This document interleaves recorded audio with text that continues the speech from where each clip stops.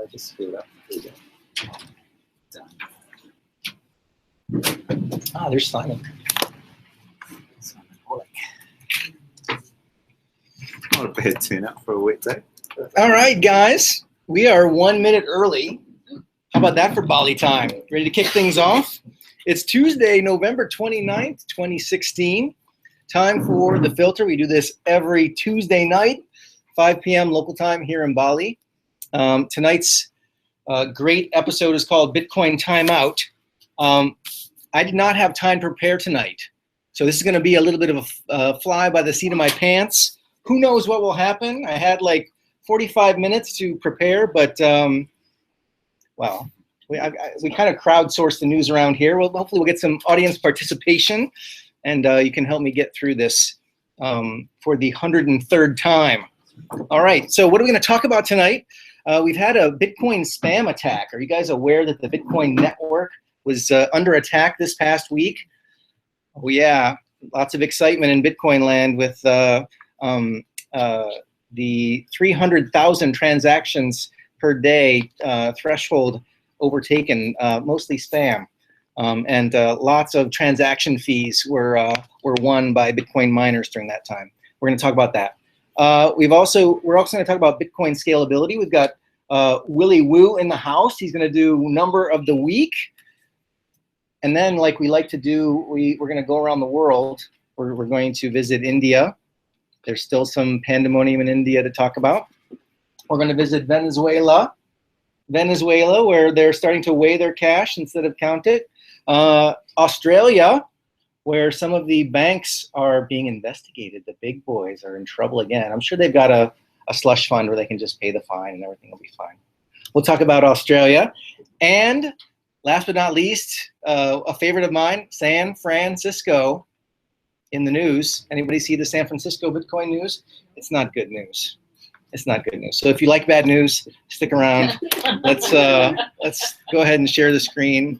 We're doing something a little bit different tonight. We're going to try and do this split screen with the Telegram group. And let's see. If I share, you know what? It doesn't look like they're seeing the split screen. Bitcoin's hashtag. Correct.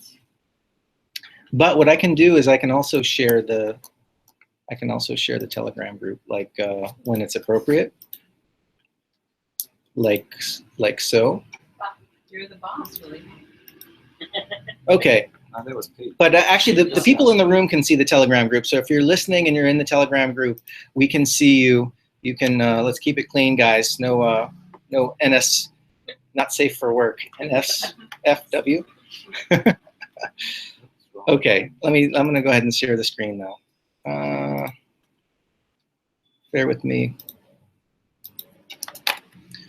All right. The filter number 103. So here's how the filter works. When we're not together, we get together on Facebook. We have this Facebook group, Bitcoins in Bali. It's really easy to remember. And in this group, we post stories about Bitcoin. And it's not just me posting stories. It's lots and lots of people who have visited Bali in the past, who have rolled through our doors, some famous, some infamous. And it's a group effort to post stories in here, and I really relied on these for tonight because I didn't really have time to search around for special stuff. And what we're doing here is spreading. I don't know if you guys are aware, but there's a group up in Chiang Mai that's also getting together once a week, doing the Bitcoins in Chiang Mai thing. And our own Andrea, everybody remember Andrea? He's up in Chiang Mai with those guys. And they get together once a week, and they're almost like a little outpost. If you have to do a visa run to Chiang Mai, you got to check these guys out, right? Bitcoins in Chiang Mai is the name of the group. All right, we also have our bitcoinsinbali.org site, and this past weekend we had Bitcoin 101 getting started. The class was so big we had to move upstairs. Yeah, it was a big one. And why do we do Bitcoin 101? Because we're working on a Bitcoin economy here in Ubud. And Willie here is nice enough to put up a real-time graph of our Bitcoin transactions. And by the way, I was just at bitcoin.co.id this morning, and it looks like we might get transaction data for Pulsa and Electric. Yes. So I don't know if you guys are aware, but you can, here in Bali, you can pay for your electricity and pay for your Pulsa with Bitcoin. And that's part of the economy. We're not currently capturing it, but soon we should have some figures, and maybe we can update this graph. And so every time you buy Pulsa, you can go over to Willie's graph and watch it show up. It's very fun. Here is the Bitcoin 101 day. That's our little spike in action. We went to Kismet after the 101 class and turned our newly minted Bitcoins into polenta lasagna. So that was a lot of fun. We will announce the next Bitcoin 101 in the bitcoinsinbali.org website. Okay, what's the price doing? Well, in Indonesia, we just went back down under 10 million rupiah for one Bitcoin. I actually talked to my visa agent. I was having a little discussion about Bitcoin today, and we were talking about how Bitcoin works and what it is. And then he said, "So how much is one Bitcoin?" And I said 10 million rupiah, and he just about like, Over. yeah, 10 million, 10 million, yeah. Then you have to start talking about like doing math on the right side of the decimal place, and it gets like no fun at all. Or like other denominations of Bitcoin, that's always a fun conversation. Anyway, we are over or under 10 million rupiah per Bitcoin. But most people are used to thinking about the price in terms of US dollars. And we are at 736, but I think locally it's a little bit lower than that. Lately, this Bitcoin average price has been a little bit higher than what I'm seeing quoted elsewhere. And I'm not sure, maybe their algorithm is weighting these areas in the world where Bitcoin is more expensive. We're going to talk about India in a minute, but Bitcoins are over $900 in India. So I'm not sure exactly how they're coming up with this global price. There's probably an algorithm that weighs different markets and tries to come up with something fair. But you know, on my Bitcoin ticker, I think it was like $10 less than this. Anybody like know the price of Bitcoin right now, besides this price? What do you got there? Let's go. I can give you the false one, which is CoinMarketCap. CoinMarketCap doesn't have a good Well, price. they ignore the Chinese exchanges, which have most volume. So that's 236.80.51 on. So they're ignoring Chinese exchanges, I think. Oh, really? Yeah. So we go into. Are Chinese exchanges driving the price lower? It depends whether they're what week it is. So the Chinese are around 750 to 760. Right? And that's 99% of the volume, whereas they ignore the Chinese because interesting. They're racist. XA.com showing it at 725. 725. That's the kind of number I was looking for. 725. Wow. XE.com. Who no, should we call XE as well? Should we make a blacklist? Yeah, they are racist too. Okay, let's go in the Bitcoin time machine. Here's the last week. So according to the Bitcoin time machine, we got as high as 750, but we're back down here around 727 on XE.com. So we never got as high as what I saw on Bitcoin average earlier this week. And they used to be more in line with the rest of the world, so maybe they changed their algorithm recently. Here's a little price tidbit for you. Bitcoin has been trading above $500 US for over 6 months. That's kind of interesting. You know, we often talk about Bitcoin stability, and of course, we don't like it when it's volatile on the downside. Volatility on the upside is also not great for a lot of use cases, but it's interesting that we maybe we'll never go below $500 again. Is that possible? Any predictions out there? After 6 months. After 6 months, after 6 months of being above $500, do you think people's psychology kind of puts it in a certain headspace? Like, do they think, you know, when they think of Bitcoin, do they think more than $500? Good now. How long were we at 200? We were down there for quite a while. Like, it's the better part of the year. If I yeah, remember properly, yeah, $200, $300. We were really down low for quite a while. But now we've been above $500 for 6 months. So who knows? Who knows? By the way, no transaction lag from Triple Bitcoin. Oh yeah. Did About you just 5 seconds. Did you just buy some wholesale? All right. Okay, so like I said, we had a spam attack, Bitcoin spam attack. If there is such a thing, because Bitcoin lives in the wild, right? So it's supposed to take all comers, right? It exists out on the internet for anybody to use for any purpose. And it's interesting when people say it's a spam attack because it's supposed to be able to handle anything that comes along, including bad actors. So somebody was able to create a set of circumstances where there was a ton of transactions on the network, and you can see this is the hump that we went over here through, like, I think we were right in the middle of it last week.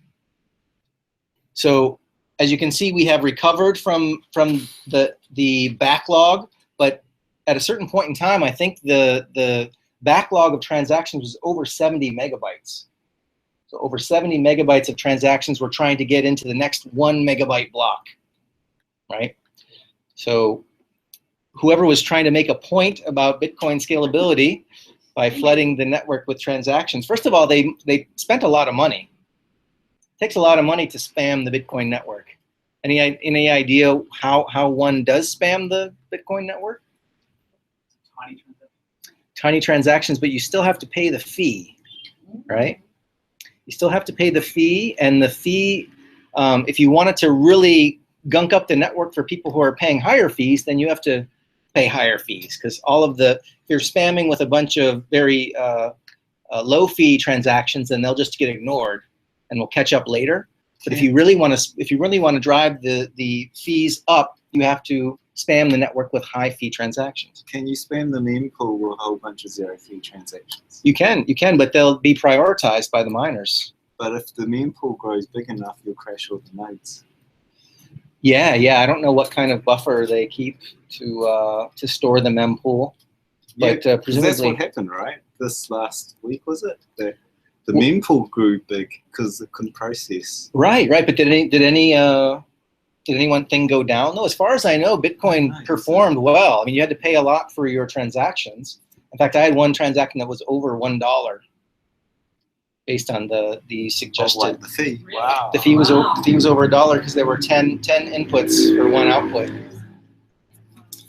So it was a complicated transaction. Basically, Bitcoin fees are they're satoshis per byte, right? They're calculated satoshis per byte. So if you have a complicated transaction, then it's more expensive. And when someone's spamming the network, you've got to pay more in order to get your transaction into the next block. So Gary, was that a deliberate thing that someone did paid money to do, or did someone misconfigure something somewhere?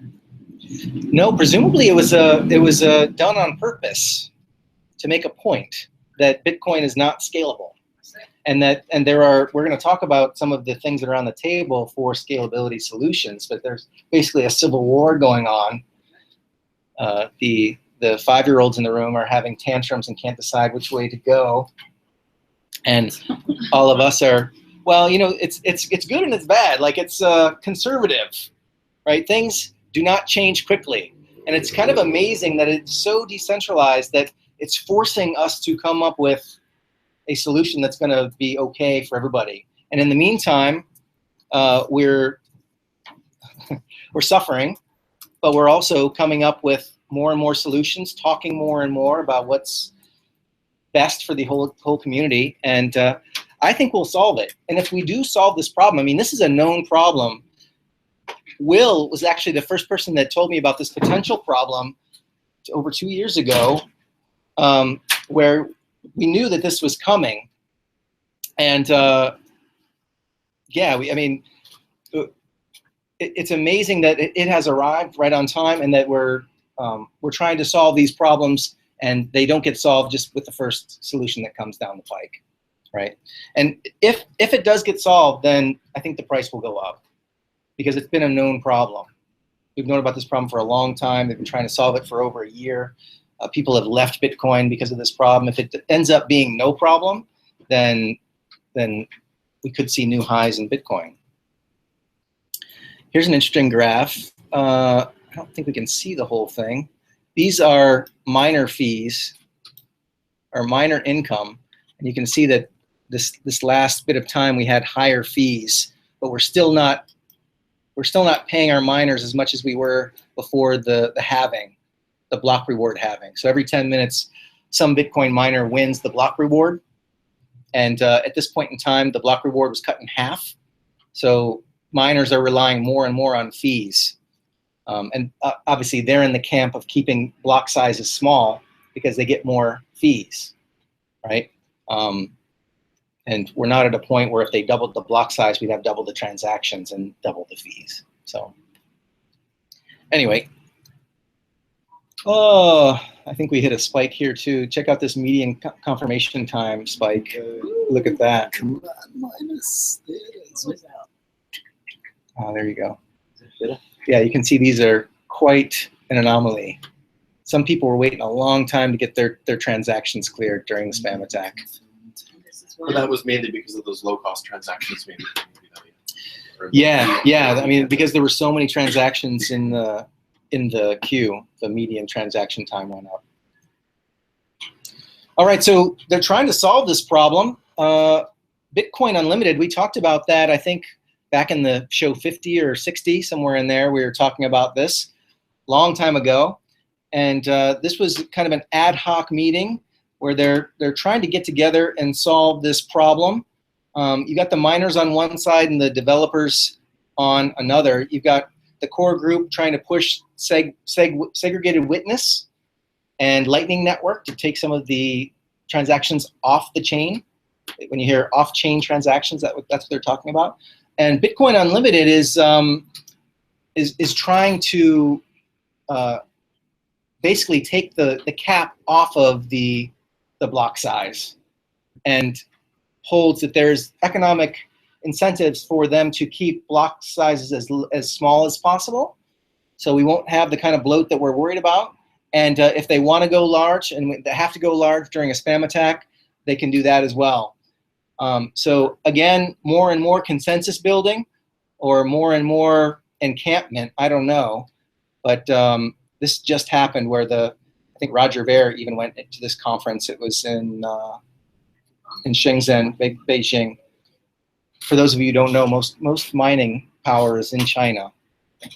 So if these guys can get to some sort of consensus, then we might see something happen. So it's still happening, or meeting is still happening, or it's finished? It's done. Yeah, you can see the link for more details there. Now, we don't always talk about Bitcoin on Tuesday nights. Sometimes we talk about Ethereum. How many people have heard of Ethereum?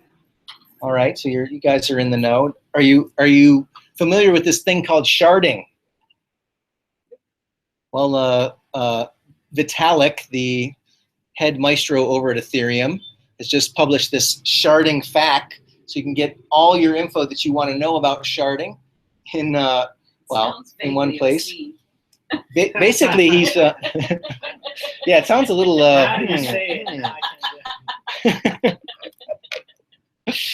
Yes, I don't think you can. I don't think you can shard with Bitcoin. You can shard with Ethereum. And what they're doing here is addressing the scalability problem for their use case, which is a Turing-complete computer run on the blockchain.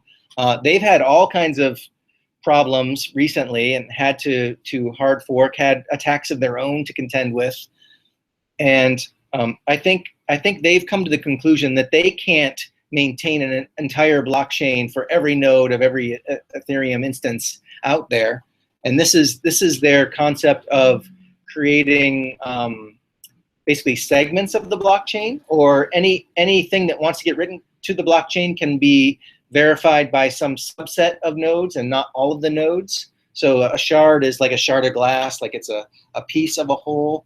I guess that's the imagery or the metaphor that they're going for, where they're trying to do some of the processing on this shard and some of the processing on this shard, and not having the scalability problems, trying to avoid the scalability problems that Bitcoin is bumping up against now. Just curious, how many people are, has the bloom come off the rose for Ethereum, or is that just me and my like atmosphere? It's not you, it's everyone. Yeah, Everyone. it seems Willie like just posted a Yeah, the whole graphic up chat here. room's talking about it. Everyone's dumping their everyone's dumping their Ethereum. Just scroll up. Good, because somebody asked Oh, me. your recommendation. Somebody asked me for a recommendation, and I was feeling like not giving advice because I don't know if I just like have like a. Let's see if we can scroll the chat over here. Does that work? Yeah, should work. That's the price over the last few weeks. Of Ethereum. It's halved. Whoa. It's halved, and it's right today. It's right on the do or die. If it collapses below around here, it free falls because that's the old low or something. that's the last support. Yeah. The last technical support area. Yeah, and then it just goes way down. Time to call James. Help Yeah. him ship. So most of that. I did tell him to readjust his portfolio. See, they forked. There's the two clients lost consensus.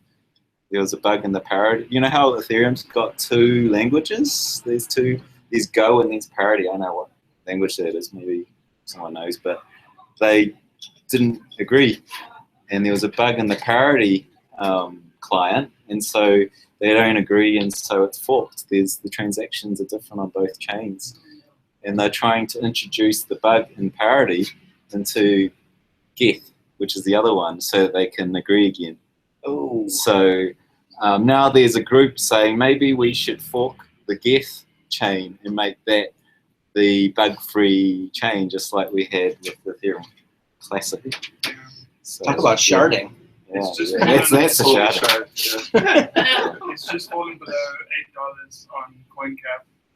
Yeah. It hasn't really recovered since June. I think you may be right about the Mm. like it's dropped 33% in the last 3 months. Mm. It's dead. Well, you know, it's a long game. Bitcoin had its problems early on. It didn't have as much attention, I don't think, as Ethereum does. It's the problem with Ethereum is it's Turing complete. Yeah, there's a large attack surface, infinite. It's infinite attack surface. And so every time there's a problem, you've got a hard fork to fix it. And that means we've got a hard fork every month or two at current rates, if you project that forward. And if you consider that every time you do a hard fork, it gets there's a percentage it'll fail. So you can play Russian roulette for a certain amount of time, but I think eventually it dies. You know? We got with Or stabilizes. if it's like, have you seen Windows stop issuing security patches because it's now bug-free and hacker-proof? And with the Turing complete language, it's infinite. It's absolutely infinite. And if you don't, if the platform is relatively bug-free, you can attack the smart contracts, which are like the apps that run on it. And you see what DAO's an app on the thing, and that caused a hard fork because they made a bad decision over it. So I don't know. And when actually the thing is, when that happened, it got within about 24 hours of releasing a soft fork. And then some student who was studying this said, oh, if you do that, you open up this vulnerability. And had they released it, we wouldn't have Ethereum today because it would have been attacked to death. So it got within 24 hours of dying. And I think we'll get into that situation again, whether this is it or not. Fascinating. Well, I got cold feet after the DAO went in the tank, and decided to get on the sidelines with Ethereum and wait and see. So anyway, this is only 4 hours old, so maybe this is the answer in here. You have to read that later. All right, Will, you ready to do your thing? Yeah, why not? All right, let's see what Willie Woo has to say. Today's number is 95%. 95%. All right. What that number is? Yes. What could It's it be? pretty obvious. All right. So what we got here? Okay. Oh, okay. So this is you guys know about SegWit, segregated witness. Do explain. So segregated witness is a proposed improvement to Bitcoin, and it allows you to segregate the signatures from the transactions. And the way they do it allows about 70% more transactions to be put into that 1 megabyte block. But on top of that, it opens up a few improvements where you can allow layers to be built on top, including Lightning Network. And in case you don't know what that is, right now every single transaction ends up on the Bitcoin blockchain, and we're limited to about 3 transactions per second. What Lightning does is it lets you stake, like fund some Bitcoins onto that network, and it becomes like a bank account onto another network, and you can spend, it's kind of like having a bar tab, and you can, and so take some of my tab and give it to Gary, you know, and it goes across it's kind of peer-to-peer. It's more of a, it's not one's channel like the blockchain. And so if we have that, it'll scale to, you know, thousands. I don't know what the limit is, but it should be in excess of Visa's 50,000 transactions per second. And so once we have SegWit, we can do Lightning. Lightning's been tested for months and months and months. So conjecture is it'll go live within possibly 2 weeks of SegWit being activated. And the code for SegWit is live, but in order for it to be activated, we need 95% of the last 2016 blocks, which is exactly 2 weeks. 95% of the last two weeks of blocks need to be signaled by the miners to say we support SegWit. And when that happens, all the software will accept these new blocks that use the new format, which has signatures in another compartment.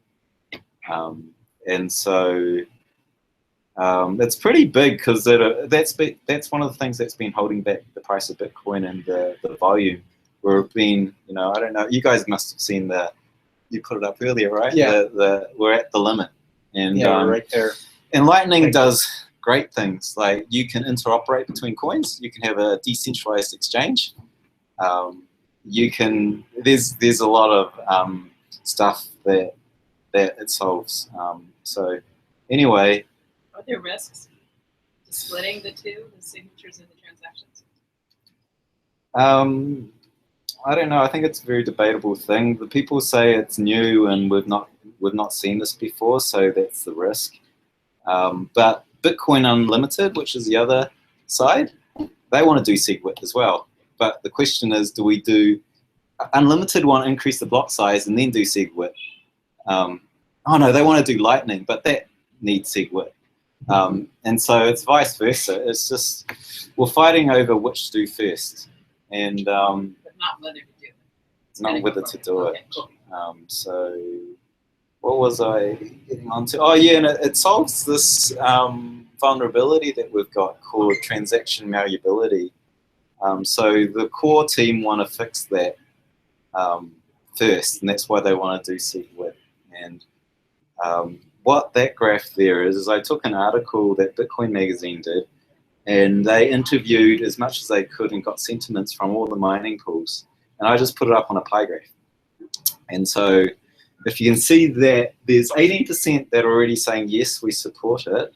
There's another 20%, the lighter green, which says, we're going to support it, but we're a bit delayed. We'll work on our software or whatever. Yellow is neutral.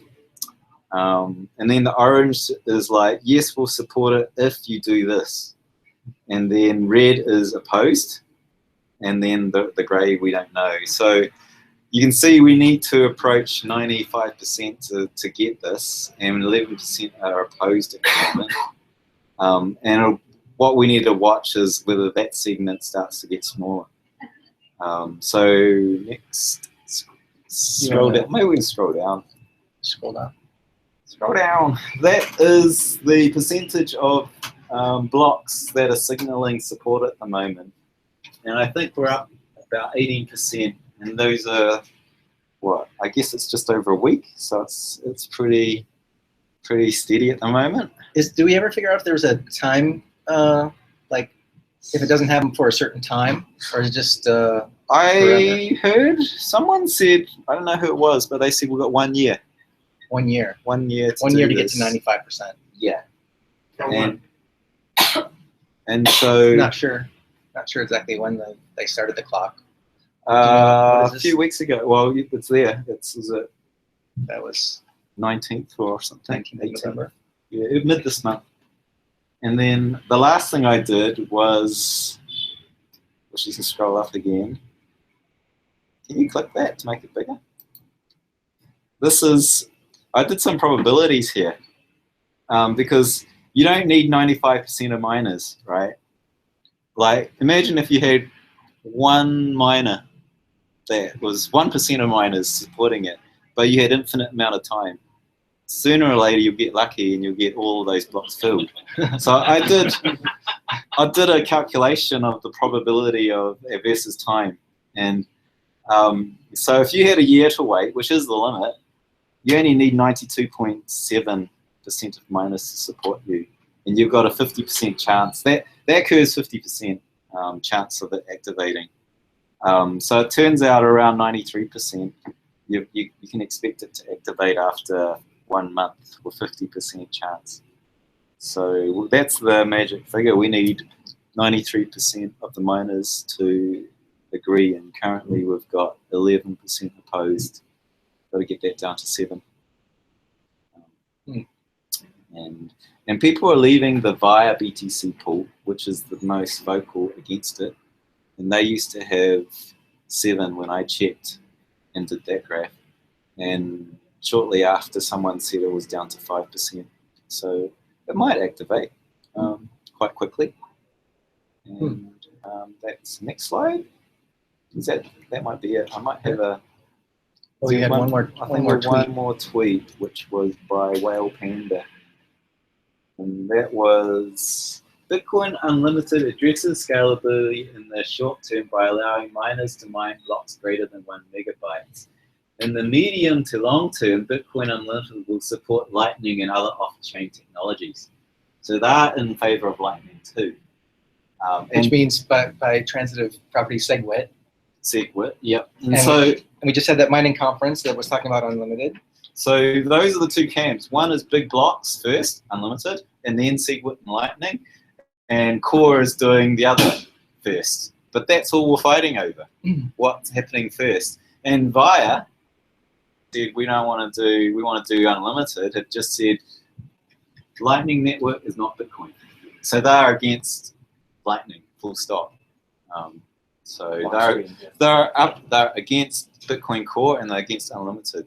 So they're against everything. They just want straight out Bitcoin, as it used to be. Down with the alternatives. Yeah. So they're saying, I guess VIA needs to do their own implementation there.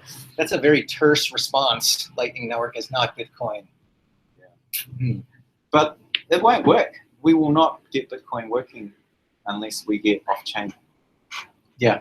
Well, we won't get it scaling anyway. We won't get it scaling. Yeah. We won't get it scaling. It'll work. You know what, though? We may just thread the needle with all this arguing, you know? I mean, if we didn't have the kind of dissension, then they would have just gone to 2 megabyte blocks, then who knows, they would have gone We would have done Ethereum, which was kind of be disastrous. Let's soft fork real quick. Oh, no, wait, let's hard fork real quick, and then it splits because there was no consensus. Yeah. So hallelujah for infighting and dissension. Yes. It's democracy and the is beauty alive. of consensus. Forking is forked up. Is that it? Yeah. Well, Yeah. nice. Thanks, man. All right. So let's get into real world stuff. I know we just totally nerded out on Bitcoin scalability. Let's talk about what's going on in the real world. Have you guys seen what's going on in India? Are they already aware of the fact that they banned the largest 2 banknotes? And ban the old ones and but have you seen what the people trying to get their hands on the new ones? you seen some of this? Check this out. How would you like this kind of treatment when you go to the bank? Whoa! Oh. And then I'm gonna skip over that. Let's see. Where's another? Oh gosh. Bring body armor to the thing. There's another video down here. Check out the farmers went on strike because nobody can buy food. Oh my god. There's another video. Like crazy. I wanted to show. Do you think they'll get voted out? Oh yeah, this is the one. All lining up to turn in their bills $60 at a time. I think the max is like $60. 2 months.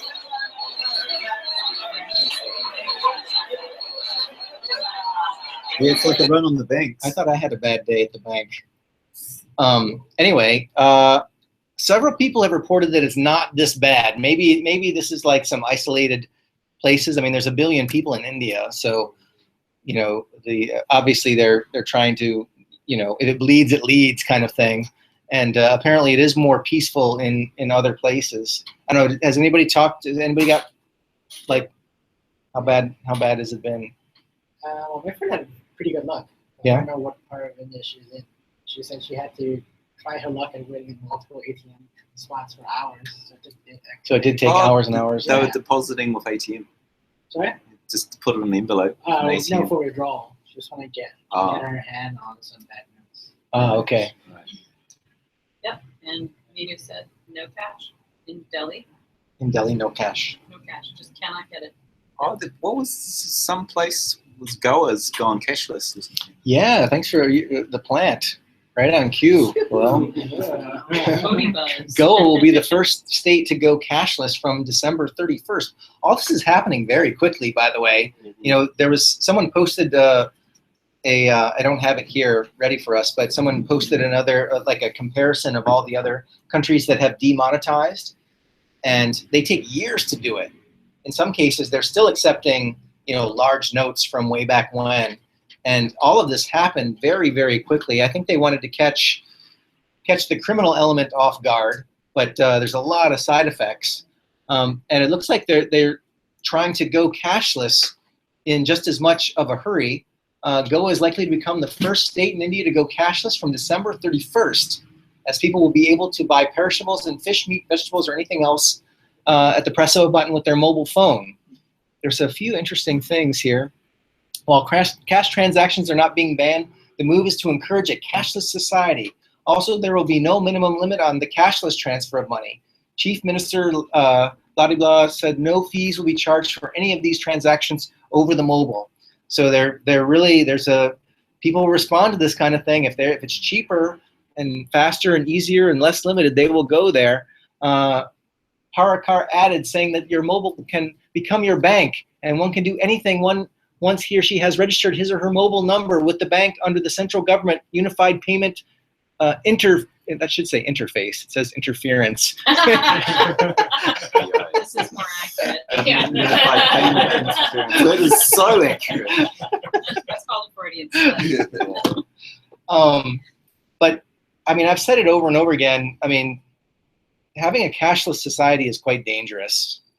Society needs to transact with cash or something cash-like, and I put Bitcoin in that category, where they don't need a third party that could have problems delivering that service.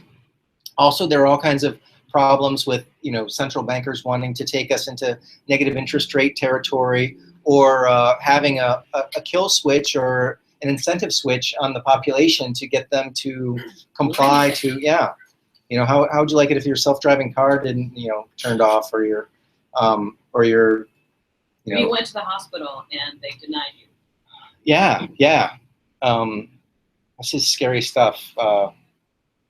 Let's see, the last one here. Srivatsvava said that Goa has an added advantage to become the first cashless society because it is a small state with about 15, I guess that's a denomination of rupees population, or a denomination.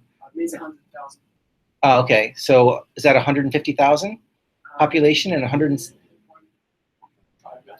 100,000. Okay, so 1,500. So that's a million. and a half. Million and a half? There's 1.5 million people and 1.7 million mobile phones. I thought that was interesting.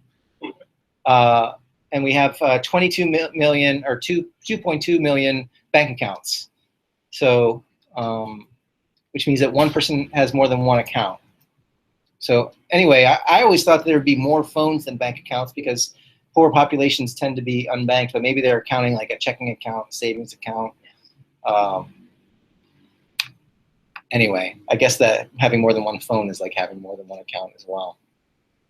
So here's the finale for the article. Once a person purchases fish, vegetables, etc., the customer just needs to dial the designated number and punch in the details of his or her account number and the amount the customer needs to transfer to the vendor, and then the customer has to enter MI code of the vendor to transfer the funds. Within no time, the money would be transferred from the customer's account to the vendor's account. Everyone should have this kind of money. So it sounds a little bit complicated. I don't know if these guys are using feature phones to do all that, but if you've got to enter in some sort of PIN, some sort of account number, an amount, and then some other kind of code, sounds a little bit clunky, but I mean, they do this kind of thing with M-Pesa in Africa. They use feature phones to do this kind of thing. So I think maybe people get used to it, but.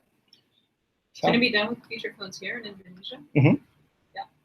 Yeah. So it's not too different from what we have here, except this is more centralized. Yeah, this is state money. This is fiat money from the state.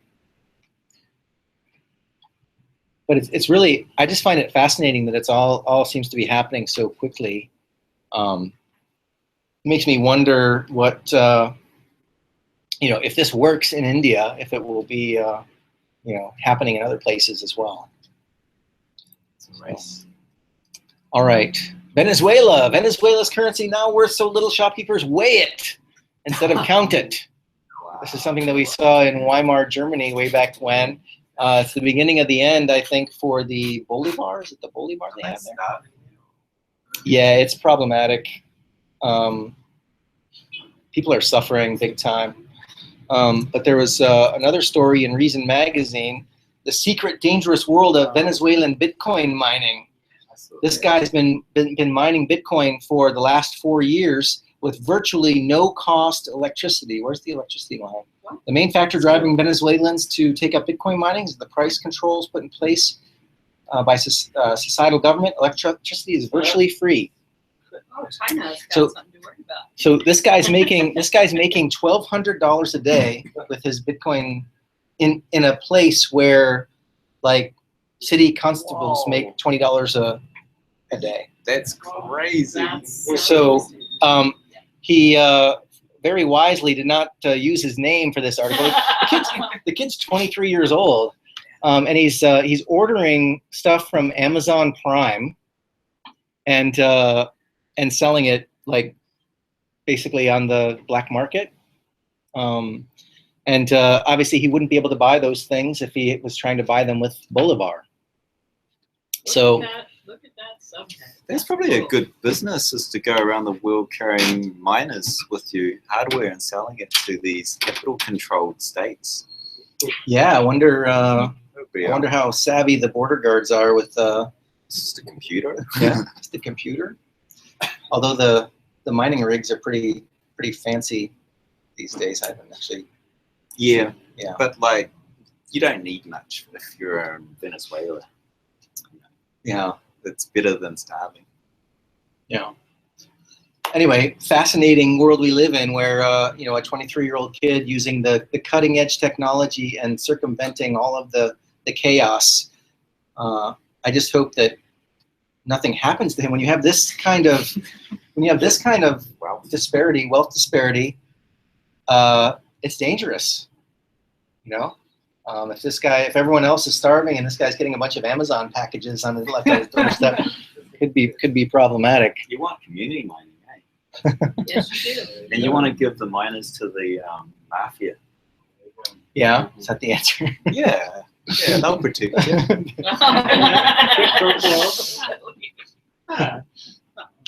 Willie's got a grayer. He's along the spectrum further than me. It's practical. All right. Do we want to say anything more about Venezuela? Anybody know anybody in Venezuela dealing with this? No? Okay, let's move on. I do know that in Argentina, when I was there in 2002, they unpegged their currency from the US dollar and went to free fall, and the banks confiscated, the government confiscated all the US dollars that were in the bank. So people lost all of their US currency, and they've been storing money as US currency because of the volatility of the South American markets. And keeping it in safety deposit boxes and things? Or? Well, yeah, in the bank, wherever the bank keeps it. Mm-hmm. So in cashless societies, man, like it means all your money is in the bank, always. People had money in their mattresses at home, they were okay. But if your money was in the bank, the government took it all. Mm-hmm. Keep the economy running. Yeah. Well, in 1933, a lot of people don't know this, but the U.S. government confiscated everybody's gold. Even if you had it at home, they said, you've got to bring it in to the bank. We'll give you, I don't know, whatever it was per ounce, $22 per ounce or something. It became illegal to hold gold yourself. Right, like a $10,000 fine $10,000 or something. And then they subsequently devalued the the peg. So, yeah, I think when economies get a little bit shaky, anything can happen. So the interesting thing about this, because I've been looking into arbitrage, ever since the India stuff, and New Zealand's actually quite expensive for Bitcoin, and it's where I'm from, and I was thinking, it's really hard. You can't arbitrage India because the capital controls. It's really difficult. Same with South Africa, Nigeria. These are expensive places, but you can take a discount vacation there. You can take hardware in, and you can mine. Wherever you got electricity, you can print money, right? So these places like Argentina, or that's another way you can get through these controls, and it's at least something you can do. But wouldn't it be nice if some of the mining centralization we've seen in China spread out a little bit? Yeah. There's word on the street is that all the mining hardware is becoming commoditized. They've reached the limits of silicon, and they should be the cost of these things should be coming down, and they should have more incentive to sell the technology now that it's basically becoming commoditized. So maybe these rigs can make their way to Argentina, to India, to Venezuela. That'd be great. Do you know that, like, a lot of the mining in China, I just found that out, is that, like, one of the major pools, which one was it? BTC China or Maine, BTC Maine or something. Yeah. That's 75% overseas controlled. It's a cloud mining operation, I think. Overseas or is it a mining pool, and the miners are overseas based? Ah, okay. So the miners aren't in China, but the pool is in China. Yeah, and it's 50% US. Ah. So actually, they could throw their hashing power to another pool that's pro unlimited or pro SegWit. Yeah, I think that's what's happened with VIA, is that it's losing votes or miners. Very interesting. But if you don't want to start smuggling hardware, you can just take your Bitcoin to India, sell it for $900 instead of $750, and go for an elephant ride. You can't get any cash for that. You can get rupiah, and have a discounted loan. Correct. Yeah, I said, Mina, you want me to send you some Bitcoin? And she's like, for what? I can't trade it for anything. Actually, what you do is you take Bitcoin in and sell it for 30% above world rate, and you buy gold at 10% above world rate. That you can do. My friend who was in India, you can fly out with US it. dollars. Yeah. Yeah, but I'm flying into. Oh, people started taking US dollars. Yeah, Or you trading in US dollars. take the Bitcoin in, right? And take the gold out. That's actually a really good export path. It's not really good for them. If you need a sailboat. It's starting Yeah, here, all right. friends. Are you guys feeling like being sanctimonious? I've already tweeted it. Are you guys ready to wag your finger at the big banks? ANZ and Macquarie Bank face millions in fines over claims of cartel behavior by currency traders. Check this out. Australia's competition regulator has taken the ANZ and Macquarie banks to court, claiming traders at the institutions colluded in attempts to manipulate the exchange rate for the Malaysian ringgit. The banks have admitted the attempted cartel trading and agreed to pay fines of $15 million. $15 million, that doesn't sound like very much, does it? It never is. This is interesting though, because this seems to happen over and over and over again. We've had the LIBOR scandal where they fixed rates. We've seen banks pay fines over and over again. And recently, I think we mentioned this last week, there is going to be an official day rate for Bitcoin. Do you guys remember this? The Wall Street is instituting an official Bitcoin price, and this is so that exchange traded funds and Bitcoin derivatives can be traded on Wall Street. They need an official price, but it's also a central point of capture, right? And you know, this doesn't surprise anybody. Banks keep a fund set aside to pay these kinds of fines. And you know, 15 million might sound like a lot to the average Australian reading this article, but trust me, they made more. It's a slap on the wrist. Yeah. That's all it is. Yes. And you know, being in Bitcoin for several years, you tend to see how they're trying to make Bitcoin like the old systems, and this mechanism where they're going for a worldwide price or a set daily price for Bitcoin seems to be a step in that direction. Will likes the fact that it's there because it's going to open up Bitcoin to a lot of other investors, the institutional investors. You know, your grandmother who doesn't want to hold Bitcoin but wants to move some of her 401k into that area. It makes it that possible. But I've got another take too. Yeah. It's like, if you have a government that says, well, it's threatening our power to print money, which is one of the two powers they have, right? Tax and printing money. If you have a Wall Street with billions invested, they'll protect Bitcoin. Yeah. Right. So it's like an insurance policy for it Bitcoin. is, I think so. Yeah. A lot of people got a lot of stuff riding on Bitcoin these days. It's like trying to take down the internet. Not me. I spent all my Bitcoin at Kismet. Yeah, sure, Gary. Sure. All right. Did you feed all of Bali, did you? Did you guys see this one? Yeah. Now it's time to wag our finger at Bitcoiners. Passengers ride free on San Francisco Muni subway after ransomware infects network, and they demand $73,000. Of course, they demanded Bitcoin. These systems appear to include, these are the systems that were hacked. These systems appear to include office admin desktops, CAD workstations, email and print servers, employee laptops, payroll systems, SQL databases. This is from one employee, like opening up some malicious email attachment, and it basically infected their whole network, so that everybody, when they went into work one day, saw a screen like this. You hacked, period. All data encrypted. Contact, and there's an email address there for the key. Enter the key. So the software has encrypted all of the hard drives of all those machines that were infected. And if they don't pay 100 Bitcoins, or about $7,300, the bad guys will just walk away. Now, they've offered to decrypt one machine for 1 Bitcoin to prove that they have the ability to free this thing up. And this has happened to lots and lots of different entities. And mostly it's a good idea to pay because over the weekend, basically all passengers rode free on the San Francisco public transportation system, because it affected like the gates and the ticketing systems, and they were just paralyzed.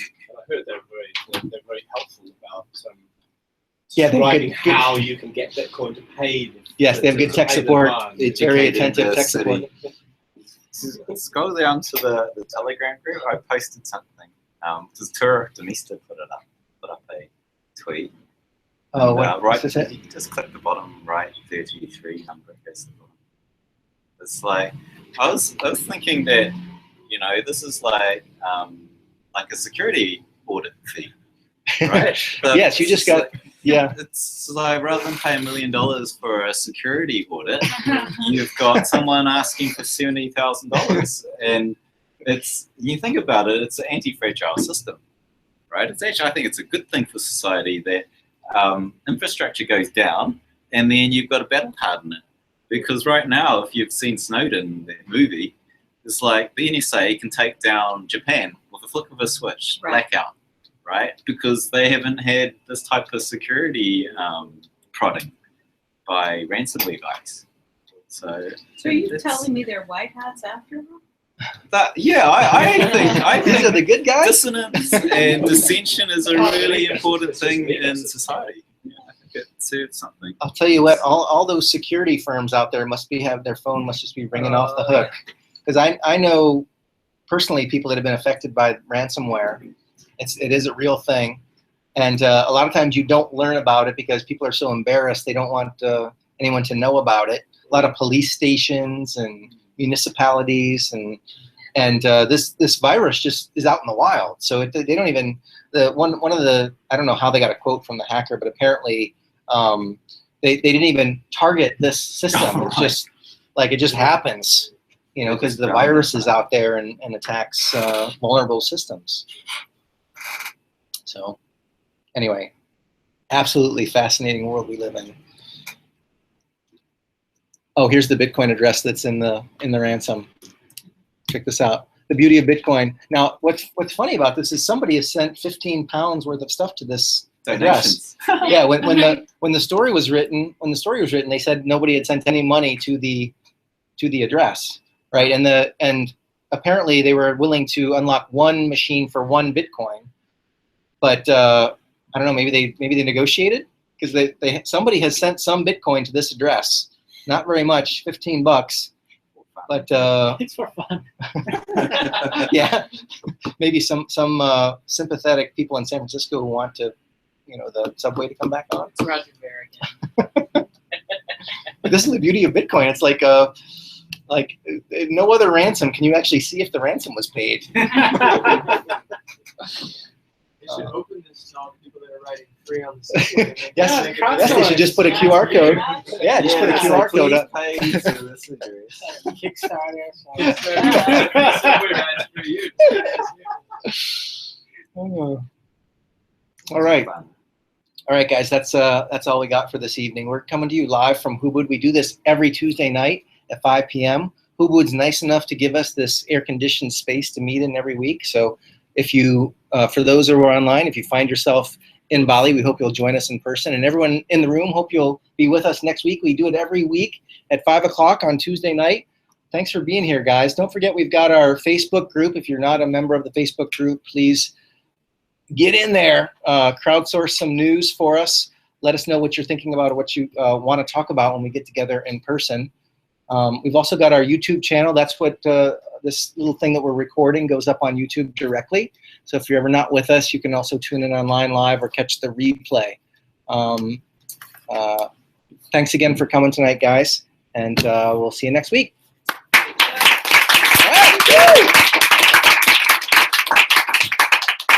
Not bad for 45.